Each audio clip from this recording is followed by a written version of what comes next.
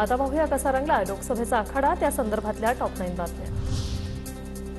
हनुमान चालीसा प्रकरणी राणा दाम्पत्याला कोर्टात हजर राहण्याचे आदेश। 9 मे रोजी राणांना हजर राहण्याचे मुंबई सत्र न्यायालयाचे आदेश। माजी आमदार स्नेहलता कोल्हेंनी घेतली मुख्यमंत्री शिंदेंची भेट। स्नेहलता कोल्हे आणि मुख्यमंत्र्यांमध्ये जवळपास 25 मिनिट चर्चा। विखे पाटील आणि स्नेहलता कोल्हे यांच्यात अंतर्गत संघर्ष। काँग्रेस नेते नसीम खान यांचा स्टार प्रचारक पदाचा राजीनामा। 48 मतदारसंघापैकी कोणत्याही मतदारसंघात मुस्लिम उमेदवार न दिल्यामुळे नसीम खान नाराज। अर्चना पाटलांना सायबर विभागाची क्लीन चिट। ओमराजेंनी तक्रारीसोबत सादर केलेला व्हिडिओ खोटा असल्याचा तांत्रिक तपासणीत समोर। ओमराजेंची अर्चना पाटलांवर पैसे देऊन गर्दी जमवल्याचा आरोप।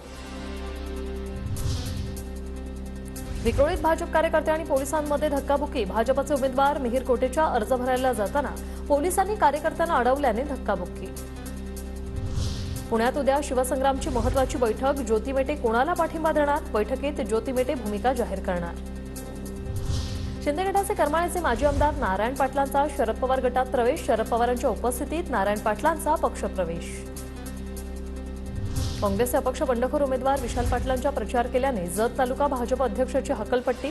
पक्षविरोधी भूमिका घेतल्याचा ठपका ठेवत जत तालुका अध्यक्ष प्रमोद सावंत यांच्यावर निलंबनाची कारवाई। नांदेडमध्ये तरुणांनी ईव्हीएम फोडलं। बिलोली तालुक्यातील रामतीर्थ परिसरातील मतदान केंद्रावरील प्रकार। पोलिसांनी तरुणाला तात्काळ घेतलं ताब्यात।